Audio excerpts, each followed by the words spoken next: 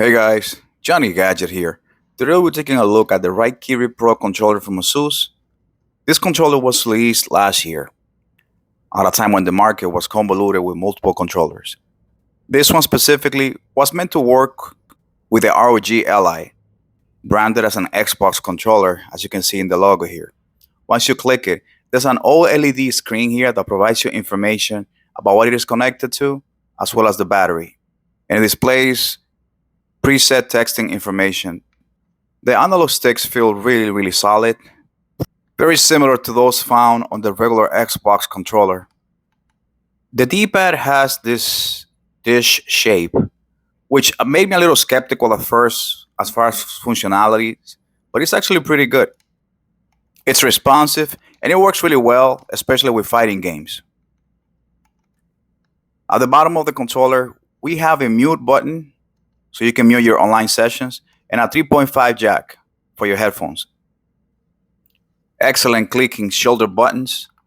And as far as the triggers, there's something quite special about them. Since you can minimize the range of them, you can decide either if you want to have a regular trigger for racing games or a short burst for first-person shooters.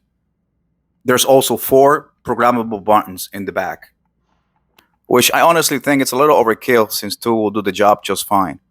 And one of my favorite features is that it has in this little space here a storage for the 2.4 dongle that becomes super handy and accurate when it comes to PC gaming. I honestly think that it should be the standard for all devices that actually have a 2.4 dongle to prevent users from misplacing them. Here I have it connected to my Legion Go, and I have to say though, the control is very responsive to the commands. I actually have it connected via Bluetooth to it, and I don't notice any lag. And although I don't use the D-pad too much in this type of 3D games, the very few times that I had to use it, it has been pretty good. Now for fighting games, that's where the D-pad is really handy. I was able to pull off all of my special moves with very ease, thanks to the circular shape of the D-pad. Your Hadoukens, your Shoryukens, your Hurricane kicks, and all of your special moves feel very easy to perform, and I think it's a great option, especially if you really like fighting games. I'm playing on my laptop via the 2.4 USB dongle. You can also customize a lot of the settings and functions of this controller. By accessing the Armory Crate app, you can change and update a lot of things to your liking, starting off with things like the rumble and how strong you want the vibrations, which by the way, it comes from 4 different corners of the controller. You can also change the range of the triggers and determine how fast or how slow you want them to respond to your commands. Even though you can physically change this setting, this is a deeper level of customization.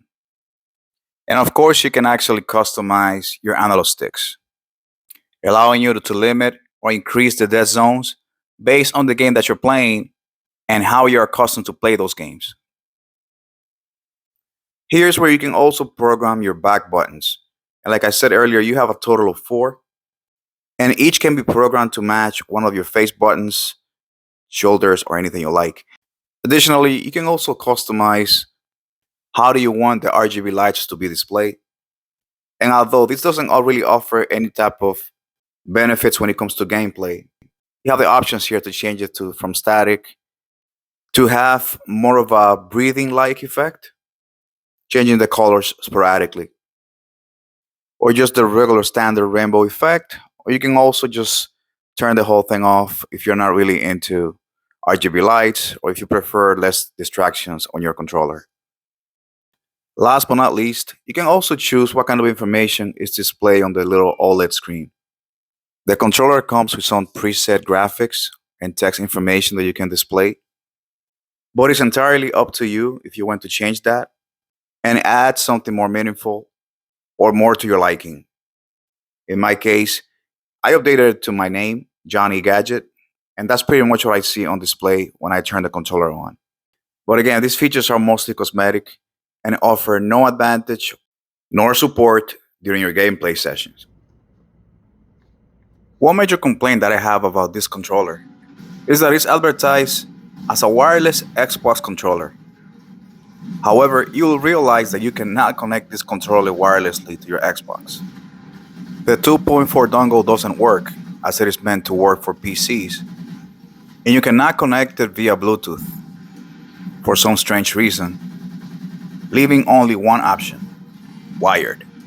And I think that's where I find that there are some marketing issues, and they have to be a little bit more explicit, explaining that this controller, even though it's licensed as an Xbox wireless controller, is not exactly wireless when it comes to the console itself.